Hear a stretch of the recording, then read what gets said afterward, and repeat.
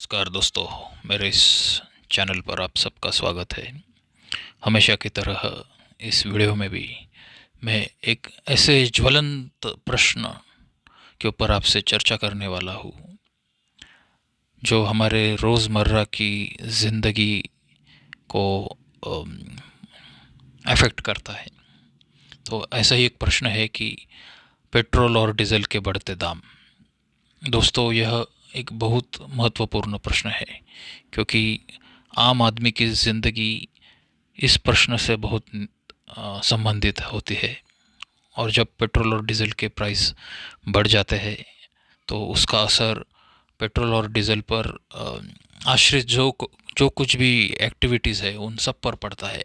Petrol और diesel के अगर भाव बढ़ जाते हैं तो बहुत सारी चीज़ों के भाव अपने आप बढ़ जाते हैं, तो पूरे अर्थव्यवस्था पर उसका परिणाम होता है। और हमने तो देखा है पिछले एक डेढ़ साल से या उससे भी ज़्यादा समय से, तो लॉकडाउन का माहौल है और महामारी का माहौल था, और उसमें बहुत सारे लोगों की नौकरियां गई, धंधे चौपट हो गए। चौपट हिंदी में जिसे चौपट कहते हैं उसे, उस अर्थ से धंधे चौपट हो गए बहुत सारे लोगों के।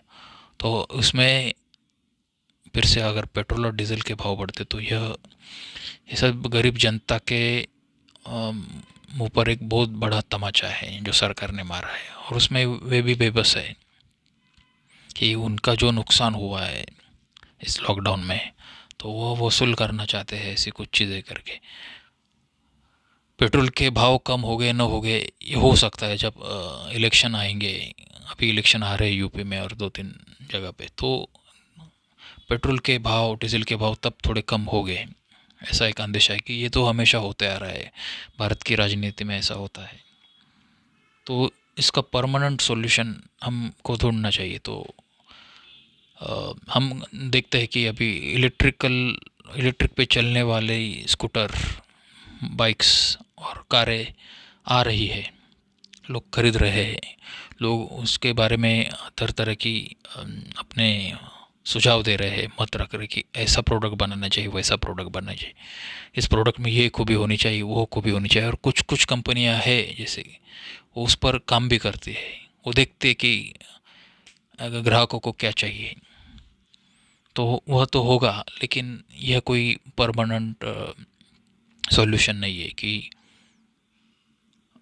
हमें यह सीखना पड़ेगा। और अभी एजेंडा 2030 की बात जो की जाती है कि क्लाइमेट चेंज एक बहुत बड़ा विषय है कि पृथ्वी का जो वातावरण है वह बदल रहा है। तो बहुत सारे मुल्कों को उनके कार्बन एमिशन जो करते हैं फैक्ट्रियों के द्वारा और गाड़ियों के द्वारा, तो वह कम करना पड़ेगा। ऐसा हो सकता है ऐसे कुछ इंटरनेशनल ट्रीटी हो तो उस सब का असर पड़ने वाला है। तो इसमें हम क्या कर सकते हैं एज ए सामान्य नागरिक? तो हम बहुत सारी चीज़ें कर सकते हैं कि आपको अगर कहीं जाना हो नज और वह डिस्टेंस अगर से 1-2 किलोमीटर हो, तो क्या ज़रूर है कि आपको कोई किसी गाड़ी की ज़रूरत है? आप पैदल नहीं जा सकते क्या?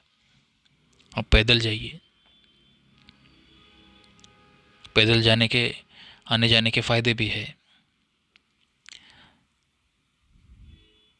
आपका ब्लड सर्कुलेशन है उसको एक बूस्ट मिलेगा, ब्लड सर्कुलेशन आपका अच्छा होगा।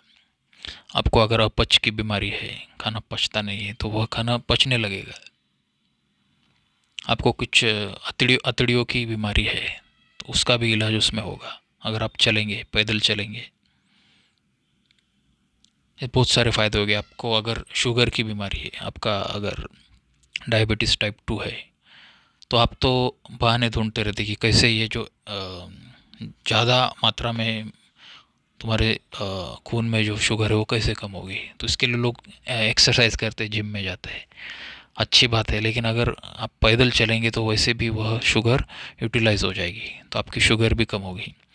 आपको कुछ स्ट्रेस की बीमारी है, एंग्जाइटी है या हाई बीपी वगैरह है या हाइपर थायराइड है, तो उसके लिए भी पैदल चलना ये सबसे अच्छी दवाई है। और यह नैसर्गिक दवाई है, इसका कुछ खर्चा नहीं है और इसका कुछ साइड इफ़ेक्ट भी नहीं है। तो अगर आपको 2 किलोमीटर तक अगर जाना हो तो कुछ गाड़ी ना इस्तेमाल करते हुए आप पैदल जाइए। यह अच्छा रहेगा देश के लिए भी और पर्यावरण के लिए भी, क्योंकि उससे प्रदूषण नहीं होगा और आपके भी पैसे बचेंगे। और अगर आपको थोड़ा और ज़्यादा अंतर दूर जाना है, जैसे कि 10 किलोमीटर जाना है, 10 किलोमीटर जाना है, तो मैं आपको कहूँगा कि आप क्या करते फिर, रिक्शा, बस वगैरह पकड़ते हैं। पब्लिक ट्रांसपोर्ट सिस्टम जिसे कहा जाता है, उसमें कुछ बुरी बात नहीं है कि देखते हैं कि अभी पब्लिक ट्रांसपोर्ट में कुछ बुरी बात नहीं है। और मैं तो कहूँगा कि पब्लिक ट्रांसपोर्ट सिस्टम को बढ़ावा देना चाहिए। अभी भी हमारे देश में पब्लिक ट्रांसपोर्ट सिस्टम उतनी ज़्यादा विकसित नहीं है। कुछ कुछ भारत के कुछ कुछ शहर ऐसे हैं, जैसे कि बड़े शहर हैं, मुंबई, पुणे, दिल्ली, कोलकाता, चेन्नई वगैरह, उसमें बेंगलोर, वैसे कुछ शहर, उसमें वह पब्लिक ट्रांसपोर्ट सिस्टम अच्छी तरह से विकसित हुई। लेकिन बहुत सारे जो छोटे शहर है मध्यम दर्जे के, तो वहाँ पब्लिक ट्रांसपोर्ट सिस्टम उतनी ज़्यादा विकसित नहीं हुई है। तुमको तुम्हारा जैसे हम लोगों की कार होती है, गाड़ियाँ होती है, वो जो निजी वाहन होते हैं, तो उसकी ज़रूरत नहीं है, ऐसा मैं कहना चाहता हूँ कि वह कम से कम इस्तेमाल करिए और पब्लिक ट्रांसपोर्ट सिस्टम ज़्यादा से ज़्यादा यूज़ करिए। और सरकार ने भी पब्लिक ट्रांसपोर्ट की जो गाड़ियाँ है, बसेस है, रेलवे, वो बढ़ानी चाहिए। ये उसका एक सॉल्यूशन हुआ। और एक ऐसा भी एक सॉल्यूशन है कि आप सब लोगों ने बचपन में साइकिल चलाई होगी, और वह दिन आप सबको आज भी याद हो गए, कितने मज़ेदार दिन थे, एक अलग ही। आज भी आप याद करते होगे तो आप आनंद से गदगद हो जाते होगे। तो अगर आपको अगर कुछ डिस्टेंस पार करना है तो why not go for cycling. Cycling करिए, साइकिल से जाइए। अगर आपको 10 किलोमीटर तक जाना है, साइकिल इस्तेमाल करिए। उसके भी बहुत सारे फ़ायदे हैं, उससे भी कुछ पोल्यूशन नहीं होता। इससे आपका हार्ट तंदुरुस्त रहता है, हृदय को आपको शक्ति मिलती है, आपका कोलेस्ट्रॉल लेवल कम होता है, आपके ब्लड में अगर एक्सेस शुगर हो तो वह नियंत्रित होती है, वह कम होती है। आपके बहुत सारी बीमारियों का इलाज उसमें है। अगर आप साइकिलिंग करेंगे तो आप बहुत सारी बीमारियों से निजात पाएंगे, पैसे भी बचेंगे और प्रदूषण भी नहीं होगा। तो ऐसे बहुत सारे फ़ायदे साइकिलिंग के हैं। और आप ढूंढिए कि बहुत पूरा गूगल पर ही सर्च करिए, आपको मिलेंगे साइकिलिंग के 100 फ़ायदे मिलेंगे आपको, आरोग्य के लिए भी और पर्यावरण के लिए भी और इकोनॉमी के लिए। तो आप साइकिलिंग करिए। और आप हमारे देश में थोड़ा सा ऐसा है कि साइकिलिंग करने वालों को ऐसा अलग नज़र से देखते हैं लोग कि यार ये तो गरीब होगा, कुछ वो स्टेटस सिंबल नहीं बन पा रहा है हमारे इधर। पर ये सोच है, ये गलत सोच है, ये हमें बदलनी ही पड़ेगी, क्योंकि अभी ज़माना अलग आ गया है।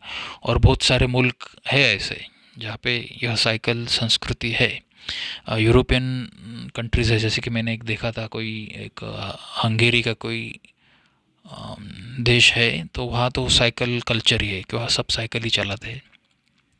कभी सिग्नल लगता है तो सिग्नल पे सब साइकिल साइकिल ही लगे रहते, सब साइकिलिंग साइकिलिंग है। वहाँ के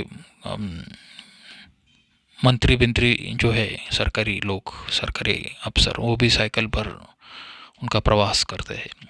और दूसरी चीन में भी वैसा है कि चीन में भी यह साइकिल कल्चर है कि फैक्ट्री में जब जाते हैं मज़दूर, या फिर अब वहाँ के इंजीनियर भी, तो वह साइकिल पर ही जाते हैं फैक्ट्री पे। वहाँ के जो मंत्री है, अफसर है, वह भी साइकिल पे जाते। तो इसमें कुछ बुरी बात नहीं। ये आपके हेल्थ के लिए भी अच्छा है। हेल्थ पर आप आगे जाके इतने लाखों करोड़ों खर्च करेंगे, तो उससे अच्छा अगर आप जवानी में ही साइकिल चलाने की आदत लगा लो तो 80 साल तक जियोगे, 80 साल तक आपको कोई बीमारी नहीं होगी। ये भी बहुत बड़ा फ़ायदा है। आपके पैसे बचेंगे, देश की भी सेवा होगी, पर्यावरण की भी सेवा होगी। तो ऐसे बहुत सारे फ़ायदे हैं। तो मैं तो हमेशा कहता हूँ कि ये चीज़ें हमने अमल में लानी चाहिए। और दोस्तों, आपको अगर ये चैनल पसंद आ रहा है तो इसे कृपया सब्सक्राइब करिए, वीडियो को लाइक करिए। आपके कुछ सवाल होंगे तो कमेंट सेक्शन में पूछिए। और यह वीडियो ज़्यादा से ज़्यादा शेयर करें, क्योंकि इसमें जो संदेश दिया है